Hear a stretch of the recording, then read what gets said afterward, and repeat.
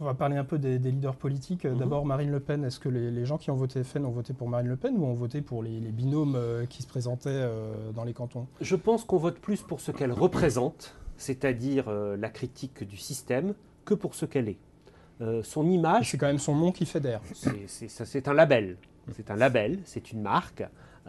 Jean-Marie Le Pen, Marine Le Pen, Marion Maréchal Le Pen. Mais on voit bien son image personnelle n'atteint pas des sommets de popularité. Elle est autour d'un tiers d'opinion favorable et ça ne bouge pas. C'est beaucoup plus que son père, hein, qui dépassait difficilement les 15 ou 18% d'opinion favorable en image. Là, hein.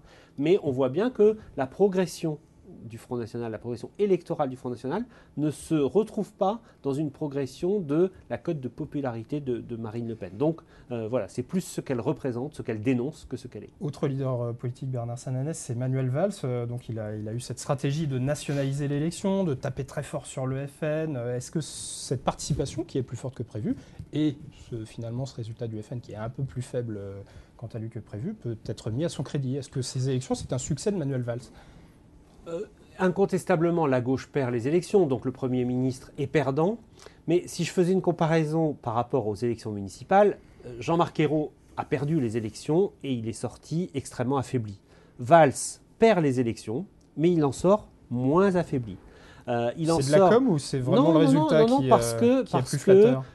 Il a obtenu un résultat. Ce n'est pas un succès, mais le fait que la gauche ait été un tout petit peu moins basse qu'aux européennes, le fait qu'il y ait eu ce sursaut de mobilisation, peut dire en tout cas qu'il a quelque chose à mettre à son crédit. Maintenant, attention, la gauche a mis quelque part cette semaine, parce qu'il y a des gros enjeux de mobilisation et de rassemblement entre les deux tours, ces divisions un peu en sourdine. On verra dès dimanche soir, sans doute, et dans les jours suivants, à nouveau un débat politique très fort à gauche. Le congrès du PS s'annonce difficile au mois de juin. Le congrès PS, et puis également les élections régionales. Vous savez, moi, ce qui me frappe dans la division à gauche, c'est qu'elle n'a pas été simplement le fait des états-majors nationaux. On dit souvent, c'est à Paris qu'ils se divisent, mais sur le terrain, on est capable de s'entendre. Là, la division, elle a été très locale, pour des élus qui géraient ensemble des exécutifs et qui n'ont pas été capables de se mettre d'accord pour des investitures parce que les désaccords de fond sont extrêmement profonds aujourd'hui.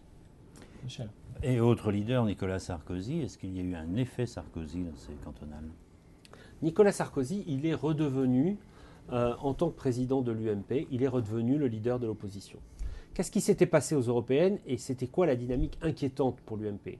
C'était que, aux yeux de tous ceux qui voulaient exprimer leur mécontentement vis-à-vis de l'exécutif, tous ceux qui voulaient dire qu'ils étaient en désaccord avec François Hollande, eh bien, c'était le Front National qui incarnait le leadership de l'opposition. Dimanche, Nicolas Sarkozy, en partie par d'ailleurs le choix de sa stratégie électorale, est redevenu le chef de l'opposition. Aux européennes, ce n'était pas le cas. Ça fait quand même débat. On voit que François Fillon, Alain Juppé ont essayé un peu de minimiser l'effet Sarkozy sur cette élection en disant qu'il y avait quand même des milliers de candidats. Et que tout le monde y avait mis du sien. Qu'il y avait notamment une alliance avec le centre, qui est la stratégie d'Alain Juppé, rappelons-le. C'est vrai. Mais la fonction de Nicolas Sarkozy, et là-dessus, on peut dire, et beaucoup l'ont critiqué, de dire que ce n'était pas une bonne chose qu'il aille prendre la présidence de l'UMP. Parce qu'il est président de l'UMP, je dirais ès-qualité, de manière fonctionnelle, à ce moment-là, il peut revendiquer, et pas François Fillon, et pas Alain Juppé, ce leadership de l'opposition. Voilà. Donc c'est presque son premier succès depuis son retour, parce qu'on dit qu'il rame un petit peu depuis qu'il est revenu. Hein. Tout à fait, mais il avait dit là-dessus étape après étape. Aujourd'hui, son premier combat, c'était les départementales. Les régionales, ce sera extrêmement compliqué quand même, parce qu'on sera dans un scrutin où des seconds tours en triangulaire peuvent permettre au Front National d'emporter des régions. Mais c'est vrai que le choix, en tout cas tactique, de Nicolas Sarkozy, pour l'instant, était plus compris par les électeurs.